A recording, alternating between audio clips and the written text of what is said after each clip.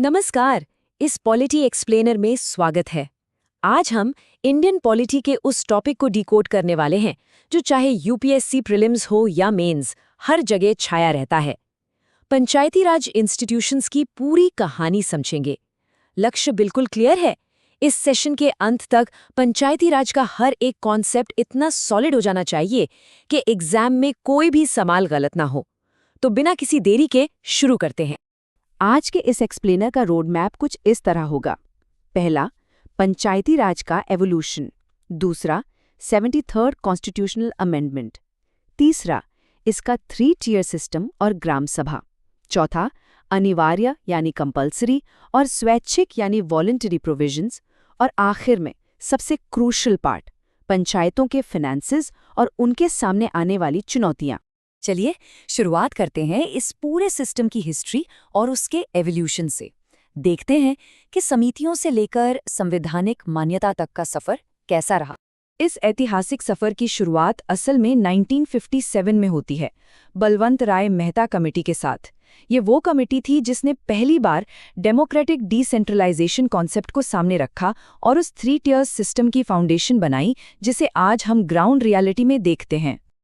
अब ये timeline exam के लिए बिल्कुल टिप्स पर होनी चाहिए। 1957 में बलवंत राय मेहता ने 3 टियर का सुझाव दिया। फिर 1977 में आई अशोक मेहता कमेटी जिसने 2 टियर सिस्टम और टैक्सेशन पावर्स देने की बात की। उसके बाद 1985 में जीवी.के. राव कमेटी ने जिला परिषद को पिवटल रोल देने की सिफारिश की। 1986 में एल.एम. सिंघवी कमेटी ने सबसे पहले कॉन्स्टिट्यूशनल रिकॉग्निशन की मांग की। और फाइनली 1988 की गडगिल कमेटी जिसकी सिफारिशों ने आने वाले संवैधानिक संशोधन का बेस तैयार किया।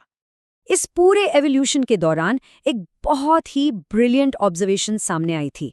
ग्रास विदाउट रूट्स यानी बिना जड़ों की घास। जीवी.के. राव कमेटी ने क्लियरली ऑब्जर्व किया था कि विकास प्रशासन का इस हद तक ब्यूरोक्रेटाइजेशन हो गया था कि वो असली लोकतंत्रीकरण से बिल्कुल कट ऑफ हो चुका था। मेंस आंसर राइटिंग में इंट्रोडक्शन या कंक्लूजन के लिए ये गोल्डन फ्रेज है। अब आते हैं इस कहानी के सबसे बड़े टर्निंग पॉइंट पर, 73वां कॉन्स्टिट्यूशनल अमेंडमेंट 1992, जिसने पंचायती राज को संवैधानिक दर्जा दिया। ये 1992 का 73rd अमेंडमेंट एक मॉन्यूमेंटल एक्ट था। क्यों? क्योंकि इसने संविधान के आर्टिकल 40 को, जो कि directive principles of state policy का हिस्सा है, एक एक्चुअल प्रैक्टिकल आकार दिया। अब विलेज पंचायत्स को ऑर्गेनाइज करना सिर्फ एक निर्देश नहीं रह गया था, बल्कि एक ठोस संवैधानिक हकीकत बन गया था। चलिए इस अमेंडमेंट के फैक्चुअल एडिशंस को ध्यान से देखते हैं। इसने संविधान में एक नया पार्ट 9X जोड़ा जिसका टाइटल है द पंचायत्स। इसमें आर्टिकल्स 243 से लेकर 243O तक शामिल किए गए। साथ ही एक नई 11th स्केड्यूल यानी 11वीं अनुसूची जोड़ी गई और इस अनुसूची में 29 फंक्शनल आइटम्स दिए गए हैं जिन पर पंचायतों को अपना काम करना होता है, जिसका जिक्र आर्टिकल 243G में मिलता है। ये फैक्ट्स सीधे प्रीलिम्स में आते हैं, तो इन्हें अच्छे से याद रखना है। अब बात करते हैं इस ग्रास रूट्स डेमोक्रेसी के एक्चुअल स्ट्रक्चर की, यानी 3 टियर सिस्टम और ग्राम सभा की। यहाँ एक सेकंड रुककर ग्राम सभा को समझना सबसे जरूरी है। ग्राम सभा इस पूरे सिस्टम का बेस है, लेकिन ध्यान दीजिए, ये गांव के सभी निवासियों से मिलकर नहीं बनती। इसमें सिर्फ और सिर्फ वो लोग शामिल होते हैं जो उस गांव के रजिस्टर्ड वोटर्स हैं। एग्जाम में अक्सर ऑल रेजिडेंट्स लिखकर ट्रिक किया जाता है, तो इस सटल डिफरेंस को हमेशा ध्यान में रखना है। अब इस 3 टियर आर्किटेक्चर का मेथडोलॉजिकल फ्लो देखते हैं। सबसे ग्राउंड लेवल पर होती है ग्राम पंचायत, उसके ऊपर इंटरमीडिएट या ब्लॉक लेवल पर आती है पंचायत समिति और सबसे ऊपर डिस्ट्रिक्ट लेवल पर जिला परिषद। चुनाव की बात करें तो तीनों लेवल्स पर जो मेंबर्स होते हैं उनका चुनाव डायरेक्ट वोटिंग से होता है, लेकिन इंटरमीडिएट और डिस्ट्रिक्ट लेवल के जो चेयरपर्सन्स होते हैं उनका चुनाव इनडायरेक्टली होता है, चुने हुए मेंबर्स के द्वारा। ये वर्टिकल फ्लो एकदम क्लियर होना चाहिए। इस दौर का एक सबसे बड़ा और क्रांतिकारी कदम था महिलाओं के लिए आरक्षण। कम से कम 1/3 यानी 1/3 सीट्स और चेयरपर्सन्स के पद हर लेवल पर महिलाओं के लिए रिजर्व किए गए। ये सच में पॉलिटिकल एम्पावरमेंट का एक मैसिव स्टेप था। इसके अलावा एससीज और एसटीज के लिए उनकी आबादी के अनुपात में रिजर्वेशन दिया गया है। और हाँ, इनका कार्यकाल 5 साल का फिक्स है। अगर पंचायत समय से पहले डिसॉल्व हो जाती है तो 6 महीने के अंदर फ्रेश इलेक्शंस करवाना स्ट्रिक्टली अनिवार्य है। आगे बढ़ते हैं कंपल्सरी और वॉलंटरी प्रोविजंस पर। ये बेसिकली इस पूरे सिस्टम के इम्प्लीमेंटेशन का फ्रेमवर्क है। ये कंपैरिजन समझना बहुत मददगार होता है, क्योंकि यूपीएससी यही सबसे ज्यादा कंफ्यूज करता है कि स्टेट को क्या करना ही पड़ेगा और क्या स्टेट अपनी मर्जी से कर सकता है।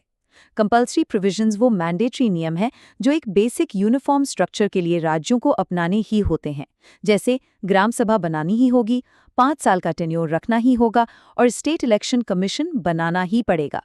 वहीं वॉलंटरी प्रोविजंस राज्यों के विवेक पर छोड़ दिए गए हैं, जैसे पंचायतों को फाइनेंशियल पावर्स देना या ग्राम सभा को कुछ स्पेसिफिक पावर्स असाइन करना।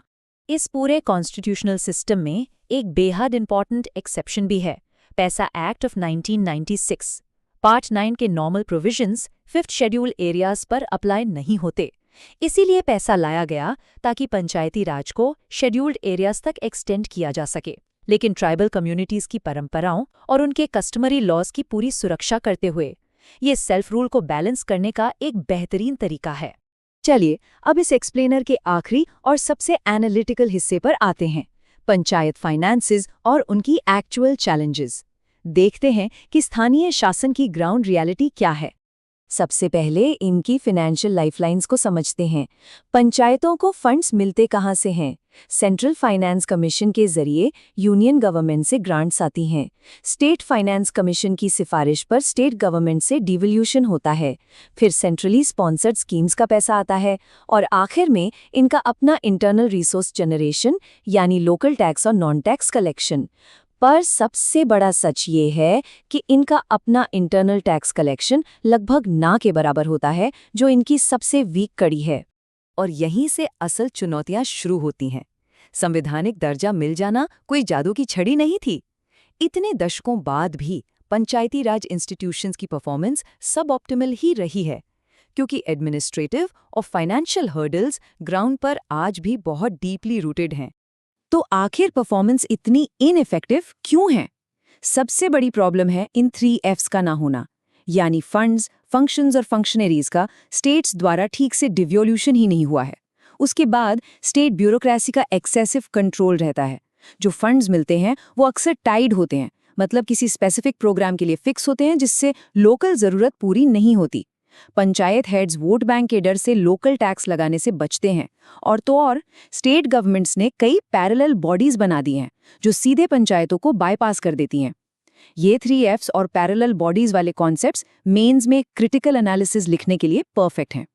इस पूरे विश्लेषण को समराइज करते हुए एक बड़ा एनालिटिकल सवाल उठता है। जब स्टेट फंडिंग पर इतनी ज्यादा निर्भरता है और पैरेलल एडमिनिस्ट्रेटिव बॉडीज लगातार बढ़ रही हैं, तो क्या सच में एक fully autonomous grassroots democracy Bharat में कभी अपनी मजबूत जड़ें जमा पाएगी? जब तक प्रॉपर कैपेसिटी बिल्डिंग और डिसेंट्रलाइजेशन दिल से नहीं होगा, संविधान की थ्योरी और एडमिनिस्ट्रेटिव रियलिटी के बीच ये गैप बना रहेगा। उम्मीद है इस सेशन से सारे कॉन्सेप्ट्स थॉरली रिवाइज हो गए होंगे। बस डिटेल्स को याद रखिए और मिलते हैं अगले एक्सप्लेनर में।